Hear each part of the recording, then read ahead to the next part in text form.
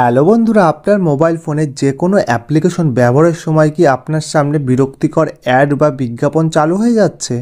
তো আপনি চাইলেই কিন্তু খুব সহজে এইসব বিরক্তিকর অ্যাড বা বিজ্ঞাপন আসা সম্পূর্ণরূপে আপনার মোবাইল ফোন থেকে বন্ধ করতে পারবেন একটি মাত্র সেটিংস করে।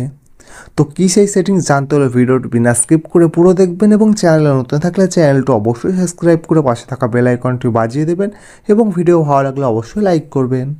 তো চলুন শুরু করি। তো সর্বপ্রথম আপনার মোবাইল ফোনে সেটিংস বলে যে অ্যাপ্লিকেশনটি রয়েছে সেই সেটিংস অ্যাপ্লিকেশনটি ওপেন করবেন। তো সেটিংস অ্যাপ্লিকেশনটি ওপেন করার পর আপনার সামনে এরকম একটা ইন্টারফেস শো করবে। শো করার পর একদম উপরে দেখুন সার্চ সেটিং বলে যে অপশানটি আছে সেই সার্চ সেটিংয়ের উপরে ক্লিক করবেন।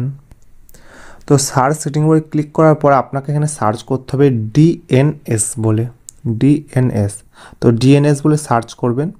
সার্চ করার পর আপনার সামনে তিনটে অপশান শো করবে। এখান থেকে দেখুন প্রাইভেট ডিএনএস আর private DNS provider host name বলে যে অপশান দুটি শো করছে।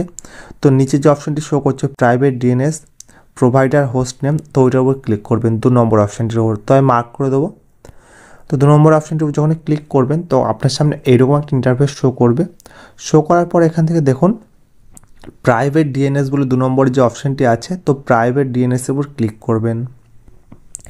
তো যখন প্রাইভেট ডিএনএস উপরে ক্লিক করবেন তো আপনার সামনে তিনটে অপশান শো করবে। একদম উপরে থাকবে অফ, মাঝখানে থাকবে অটো, তার নিচে থাকবে private DNS provider host name.